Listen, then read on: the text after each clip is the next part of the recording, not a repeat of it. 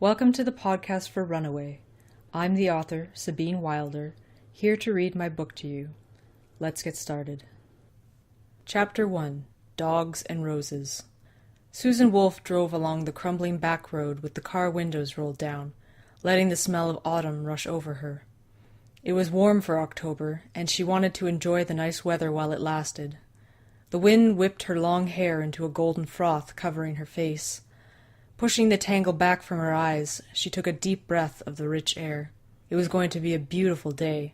Unfortunately, she would be caged inside a classroom for the rest of it. The Honda Civic jolted over a bump in the road, eliciting a curse from Susan. One of the detriments of Canadian winters was what they did to the roads. The small town of Timber Creek, nestled in the wilderness of northern Ontario, was no exception. The road smoothed out as Susan entered a suburb. Trees gave way to houses and lawns, while the scent of autumn leaves diminished, replaced by lawn clippings. Susan pulled over in front of a 2-story house with grey siding. The trees in the yard cast their long morning shadows on the curb, but they didn't reach the car as Susan pulled to the side of the road and parked it. No sooner had the Civic rolled to a stop than the door of the house flew open, and a girl ran down the driveway. The passenger side door wrenched open, and she scrambled inside. "You're late." "Relax, Anna. On a day like this, no one will even be inside by the time we get there. We're not going to be late," Susan said. Anna buckled herself in before brushing at stray locks of her short hair.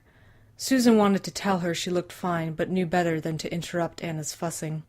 For a brief moment, the sun caught the chestnut highlight to Anna's dark hair and eyes, before she shot Susan an irritated look. "Let's go. We have plenty of time." Susan pulled away from the curb. "Don't worry so much." Anna gave up on her hair and grinned at Susan. "Easy for you to say. If it wasn't for me, you'd be late every day from stopping to smell the flowers, Miss Wolfe." "Don't go there." Susan laughed, but it rang hollow, failing to hide her unease. "Fine." Anna let the matter drop. "So what's new with you?" "Our cross-country running meet is this weekend. I can't wait." The thought of competition electrified Susan. "Great. You're going to be hyper all week." "Nah, I'll be fine." As hard as it was going to be to spend all week trapped in a classroom, the anticipation of the open trails made it bearable. "You should join the club. Sports teams look great on university applications." How many times have we had this conversation? I suck at everything athletic, and I definitely can't run. Besides, I don't think it's going to matter so much now that we're in our last year of high school. "It would still be fun. You should give sports a chance. What have you got to lose?" "Oh, sure." Anna's voice dripped sarcasm. "Why don't I try out for the basketball team this season? I'll just run between everyone's legs." "Aw, come on. You're not that short." "I think the lack of oxygen in the air up there is messing with your brain. Besides," Anna grew quiet as she gazed out the window, "even if I was magically struck with some kind of athletic ability, I doubt your teammates would be excited." "They're not all bad, you know." Susan cringed. She was treading dangerous water. While she managed to navigate through social storms with ease, Anna wasn't always so lucky. Susan never understood why. Despite her shyness and anxiety, Anna was a great person. "It doesn't matter. I'll always be a loser in their eyes." Her best friend's resignation only made Susan want to fight harder. "That's why you should join the cross-country club and prove them wrong." "You don't know when to give up, do you?" Anna's expression softened. "As much as I appreciate your undying faith in my non-existent athletic ability, I think I'll stick to my geekier pursuits." Anna grew thoughtful. "Maybe you should take up one of my hobbies. The darkroom is pretty cozy, you know. With all those chemicals you need to develop film, I'm sure I'd find a way to blow everything up." "It would be fun. You should give photography a chance." Trust Anna to throw Susan's own argument back at her. Stumped for a comeback, Susan was now wary that whatever she said might be used against her later. Anna dropped the sarcasm. "Would it make you happy if I came out to your meet this weekend to cheer you on?" "Really? Are you sure you won't get bored sitting around waiting for me to cross the finish line?" "I think it'll be nice to spend some time outside. Maybe I'll take my camera and take some photos before all the leaves are gone." Anna trailed off, losing herself in thought. "Yeah, that sounds like a good plan." That was all Susan needed. Once Anna committed to a plan, she was going through with it. "Great. Don't forget to save some film for a pic of me on the podium." "If you make it that far." "Challenge accepted." Susan didn't try to tone down her excitement. This weekend would be amazing. The Honda pulled into a decrepit parking lot behind Timber Creek Secondary School. As Susan stepped out of the car, the smell of damp bricks drying in the sun hit her nostrils. Then the more noxious fumes of the parking lot invaded her senses. Oil and grease from old vehicles hung heavy in the air, mixing with cigarette smoke. The first bell rang, and Anna tugged on Susan's sleeve. "Come on, hurry up!" Susan shouldered her backpack, following Anna to the door. One last breath of sweet autumn air filled her lungs before the door clanged shut behind them. Being stuck indoors all day used to drive Susan crazy. To some extent it still did. She had a very sensitive sense of smell, and being stuck inside a box, reeking of cleaning chemicals and the body odor of 20 other kids, was agonizing. It was an assault on her senses, compared to the fresh air of the outdoors, or the comforting smells of her home. It didn't help that no one understood her discomfort. Susan fought many long battles with her mother, trying to explain why she hated being stuck in school all day. Eventually she stopped trying to explain. No one understood what she was talking about. No one except Anna. Susan remembered the day she told her best friend about her biggest insecurity. Back when they were kids, sitting outside on Susan's front porch, soaking up the warmth of a spring day.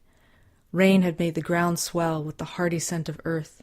Green shoots pierced the soil, and the first flowers were budding. "What are you thinking about, Sue?" Anna asked from her seat on a padded lawn chair on the porch. What?" Susan jerked her attention away from the smell of the natural world around her, embarrassed to be caught engrossed in it. "It must be something good. You were really spaced out," Anna giggled. "I was not," Susan snapped.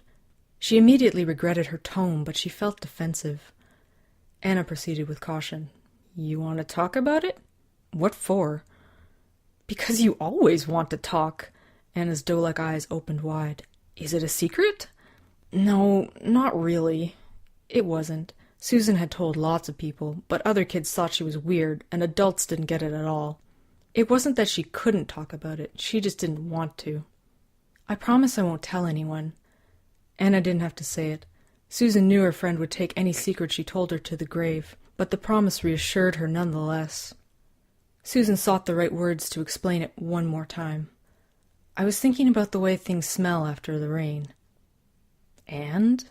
Anna encouraged her to continue. Susan shrugged. "That's it." "That's it? That's what you're worried about? Smelling the flowers?" "Not just the flowers, everything.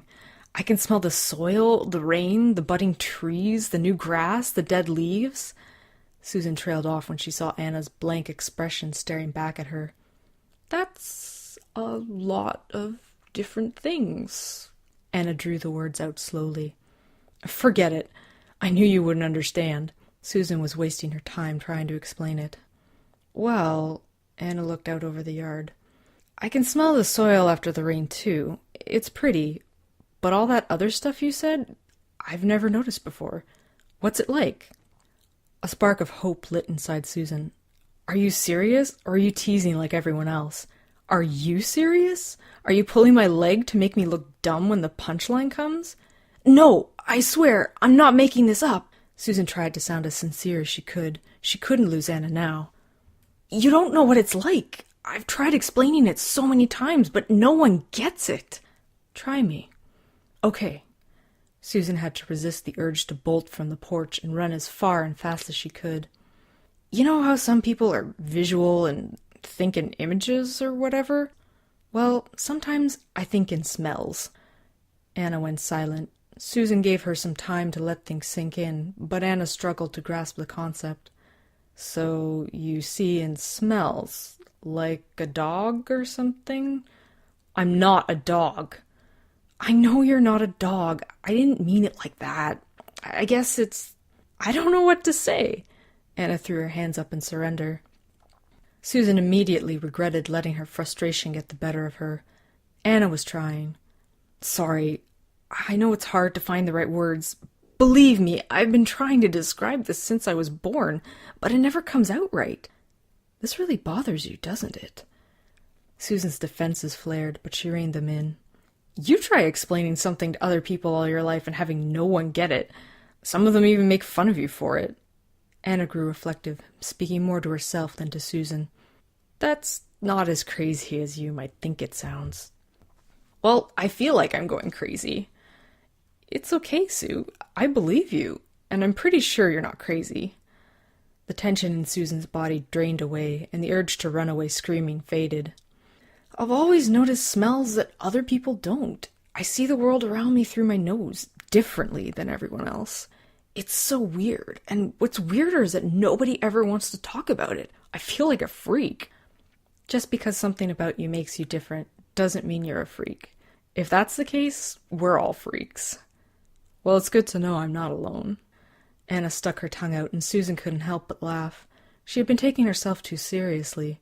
Gratefully, Anna brought things back into perspective. So tell me, Anna asked, what do I smell like? Susan paused to think about it. No one's ever asked me that before. I don't know if I have the words to describe it. Try! Anna bounced on the edge of her seat, eager for an answer. Susan took a deep breath. It's like if smells were colors, you'd be light, not white, but maybe a yellowy light. Bright, light, and warm, like a sunbeam. Does that sound dumb? No way. This is fun. What else? You smell kind of sweet, too, with something green in there. Like growing... No, that's not right. Not like a plant or anything. Ugh, now I know I sound dumb. You get all that from me? No way. It's true, I swear. Susan summoned every ounce of sincerity she had. Every person is different and complicated like that, and it's so hard to describe. I know it sounds messed up, but I'm not making anything up. I believe you, Sue, but it's weird. Hard to believe. I know. Susan rose from her seat and paced the short stretch of porch in front of her. Okay, my mom's making dinner. Can you smell it? Anna shook her head, watching Susan as she paced back and forth. Susan breathed in deeply. Mashed potatoes, chicken, and, broccoli. Anna rose to stand beside Susan, sniffing the air. I don't smell anything. The door to the house opened, and Susan's mother called out to the girls. Anna, would you like to stay for supper? The blast of air from inside the house carried with it the aroma of food. Smells good, Mom. What's for dinner? Oh, just chicken and mashed potatoes. She checked with Anna again. I hope you like broccoli. Anna was silent for a few seconds before her manners kicked in. Sure, I'd love to stay for dinner, but I need to call my parents to let them know. Of course, Susan's mother crooned. It's nice to see some kids still think about their parents in this day and age. Susan registered her mother's jab, but let it slide. Her attention was focused on Anna's reaction. A timer chimed in the kitchen, and Mrs. Wolfe retreated back inside. Finish up whatever you're doing. Dinner will be ready soon. The door shut, leaving the two girls alone outside. Susan stared intently at Anna, who struggled to find her voice again. You were right. Anna gave Susan a suspicious sideways look. Seriously, if you're doing this as a joke, it's not funny. You're right. It's not funny. Of all the superpowers in the world, I get a keen sense of smell. Lamest superpower ever. Don't worry. I'll still let you be my trusty sidekick. Susan laughed in relief. She didn't understand it herself, but Anna was willing to accept whatever freaky abilities she had. It was nice to have someone to confide in. That concludes Chapter 1. Runaway is currently available for you to listen to for free. I will release a new chapter every week until the book is finished. But if you can't wait to find out what happens, the ebook is available through Kobo and Amazon. Just search for Sabine Wilder or get a direct link from my website at sabinewilder.com. I'd love to hear from you. If you have any questions, comments, or would like to give me feedback, you can always email me at sabine@sabinewilder.com. Don't forget to rate this podcast and help me grow. Thank you for listening, and have a pleasant night.